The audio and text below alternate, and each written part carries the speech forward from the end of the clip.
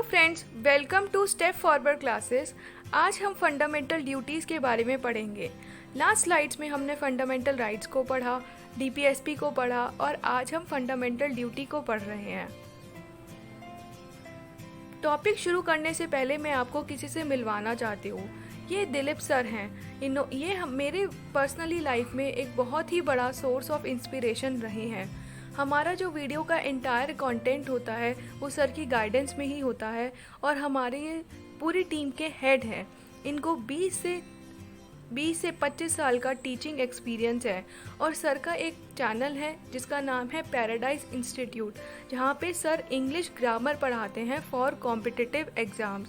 और ना ही ये कॉम्पिटिटिव एग्ज़ाम के लिए इम्पॉर्टेंट है बल्कि 11th 12th even school going kids as well as जो कॉलेज के बच्चे हैं जिनको बेसिक ग्रामर में दिक्कत होती है वो अपनी इम्प्रूव कर सकते हैं थ्रू सर की वीडियोस को देख के। और सर ना ही केवल अच्छा पढ़ाते हैं बल्कि सर मोरल वैल्यूज़ और मोटिवेशन के लिए मोटिवेट करने के लिए बहुत ही अच्छी बातें कहते हैं जिससे बच्चा काफ़ी मोटिवेट हो सकता है। और जैसा कि आप सब जानते हैं कि कॉम्पिटिटिव एग्ज़ाम्स की जो लाइन है उसमें हमें रोज़ ऐसा फील होता है, रोज़ डीमोटिवेशन फील होती है, बट सर की यही खासियत है कि वो अच्छा भी पढ़ाते हैं और वो बच्चों को मोटिवेट करना भी जानते हैं। तो आने वाले टाइम पे मैं सर से रिक्वेस्ट करूँगी कि वो मोटिवेशनल वीडियोस भी डालें। तो आप इनके चैनल पे जाइए और अपने इंग्लिश ग्रामर को और इम्प्रूव करने के लिए ट्राई कीजिए। ये अच्छा टाइम है, आप कर सकते हैं। सो आप प्लीज़ इनकी चैनल को देखिएगा। पहले हम फंडामेंटल राइट्स के उसकी एक पास्ट हिस्ट्री पढ़ते हैं। जब हमारा कॉन्स्टिट्यूशन बना तब हमारे कॉन्स्टिट्यूशन मेकर्स ने फंडामेंटल राइट्स तो डाल दिया, डायरेक्टिव प्रिंसिपल्स तो डाल दिया, बट उन्होंने फंडामेंटल ड्यूटीज़ को हमारे कॉन्स्टिट्यूशन में नहीं डाला। लेकिन फंडामेंटल ड्यूटी जैसे कि आप समझिए, राइट्स एक नीड है, मतलब आपको कुछ राइट्स मिलने चाहिए, वो आपकी नीड है क्योंकि वो आप जैसे मान लीजिए लिबर्टी है या आपको राइट ऑफ स्पीच है।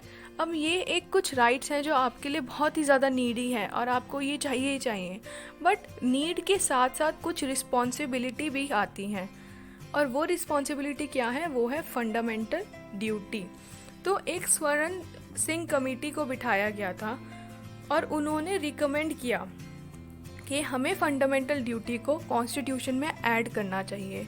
तो हमारा 46th अमेंडमेंट एक्ट हुआ था जिसको मिनी कॉन्स्टिट्यूशन भी कहते हैं क्योंकि इसमें बहुत सारे चीज़ों में चेंज आया था। हमारे पूरे कॉन्स्टिट्यूशन की जो बुक है उसमें कई जगह चेंजेस लाए गए थे, इसीलिए इसको मिनी कॉन्स्टिट्यूशन भी कहा जाता है।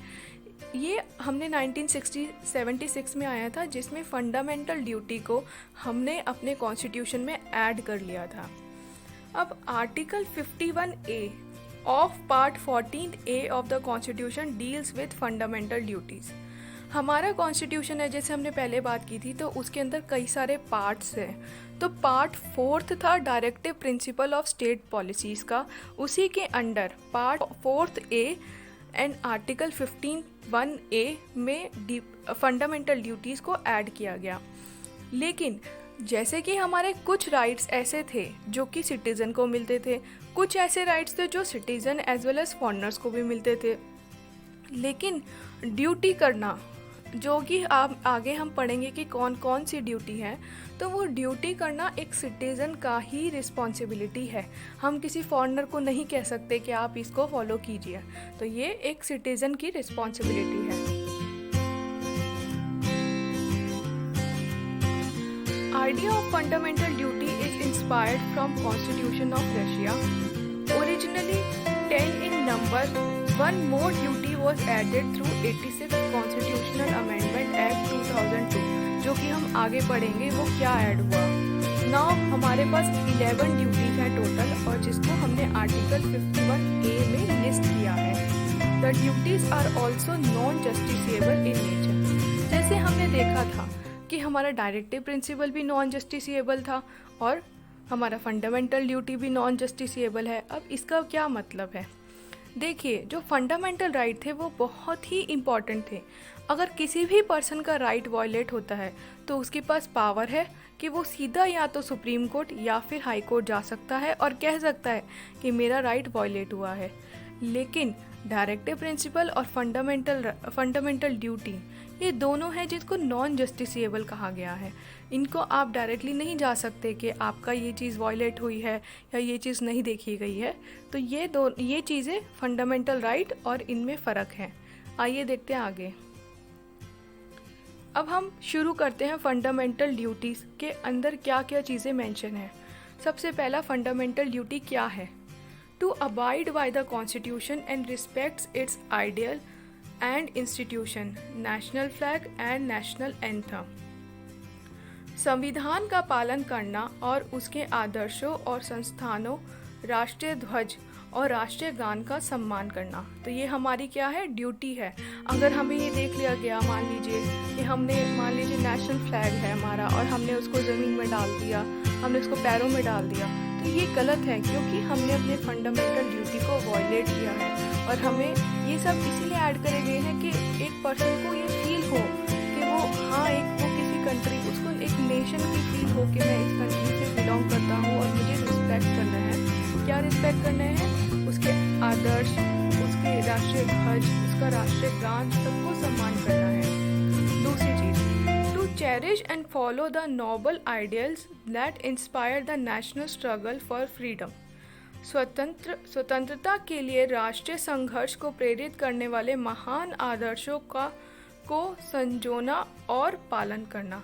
जब हमारा इंडिया ने अपना इंडिपेंडेंस हासिल किया तो हमने देखा कि बहुत सारे रिवोल्ट हुए और उस रिवोल्ट के पीछे बहुत सारी वैल्यूज़ एसोसिएटेड थी। तो हर एक जो नोबल आइडिया है जिसने हमें हेल्प किया, हमें हर नोबल आइडिया को रिस्पेक्ट करना है। नेक्स्ट है to uphold and protect the sovereignty, unity and integrity of India. Bharat की संप्रभुता, एकता और अखंडता को बनाए रखना और उसकी रक्षा करना, ये हमारा एक फंडामेंटल ड्यूटी है कि हमें ऐसा करना है। नेक्स्ट है to defend the country and render national services when called upon to do so. देश की रक्षा करने और राष्ट्रीय सेवा प्रदान करने के लिए ऐसा करने का आह्वान। जैसे मान लीजिए कि अभी कोरोना का टाइम चल रहा है और ये काफ़ी सीवियर हो चुका है। इवन इंडिया में काफ़ी पहले लॉकडाउन लग चुका था, but still even after so many lockdowns अभी भी हमारे केसेस बढ़ते ही जा रहे हैं। तो ऐसे में अगर सरकार ये कहती है कि वो कुछ वॉलंटियर चुनती है, या फिर वो ये कहती है कि गवर्नमेंट एम्प्लॉयज़, चाहे वो यूनियन गवर्नमेंट के हों चाहे वो स्टेट गवर्नमेंट के हैं, कि उनको किसी चीज़ में वॉलंटियर करना है। मान लीजिए कि एक फूड एरिया है जहाँ पे उनको फूड डिस्ट्रीब्यूशन के लिए जाना है, या किसी भी तरीके का काम है, तो ये एक हमारे नेशन का काम है और ये हमारी फंडामेंटल ड्यूटी बनती है। तो ना ही कोरोना वायरस, ये मैंने सिर्फ एग्जांपल लिया, बट कोई भी ऐसी आती है जहाँ पे हमें नेशन को सर्विस करना है तो हमें देना पड़ेगा या देना चाहिए, कहिए। नेक्स्ट है to promote harmony and spirit of common brotherhood among all people of India, transcending religious, linguistic and regional और sectional diversities, and to renounce practice derogatory to the dignity of women. भारत के सभी लोगों के बीच धार्मिक, भाषाई और क्षेत्रीय या अनुभागीय विविधताओं के बीच सामंजस्य और सामान्य भाईचारे की भावना को बढ़ावा देना और महिलाओं की गरिमा के लिए काम करना। सो ये हमारे फंडामेंटल ड्यूटीज़ का पार्ट है कि मतलब हमें वीमेन की सिक्योरिटी मेंटेन करनी है, हमें उनको देना है कि उनकी डिग्निटी मेंटेन रहे। जैसे कि हमारा इंडिया है और इंडिया में इतनी डाइवर्सिटी है। डाइवर्सिटी किस सेंस में होगी? रिलीजियस सेंस में, लिंग्विस्टिक सेंस में, रीजनल सेंस में, सेक्शनल डाइवर्सिटीज़ इतनी हैं। तो हर किसी को एक हार्मनी मेंटेन करना। हार्मनी मतलब एक पीसफुल इन्वायरमेंट जहाँ सब लोग आराम से रहें। तो ये भी मान लीजिए मैं किसी एक लिंग्विस्टिक कैटेगरी की हूँ, तो मेरे लिए गलत होगा कि मैं दूसरे को सप्रेस करूँ या दूसरे को टॉर्चर करूँ, ये गलत है। हमें सबको पीसफुल ही मेंटेन करने देना है और तभी तो डाइवर्सिटी रहेगी। सो आई होप आपको ये टॉपिक पसंद आया होगा, समझ आया होगा, और आपको कोई भी इस टॉपिक से रिलेटेड डाउट हो, सो प्लीज़ आप कमेंट सेक्शन में लिखिए। मैं कोशिश करूँगी कि मैं उसको जल्द से जल्द रिप्लाई करूँ और आपकी क्वेरी को सॉल्व करूँ। और आपको ये पसंद आई होगी वीडियो तो please like, share and subscribe to my channel. And last में, अगर आपको इंग्लिश ग्रामर अगर सीखनी है और अपनी English grammar for competitive exams को इम्प्रूव करना है, तो बहुत ही सरल भाषा में पैराडाइज इंस्टीट्यूट्स के चैनल पे वीडियोस आ रही हैं रोज़ की रोज़, तो आप ज़रूर उसको भी रेफ़र कीजिए।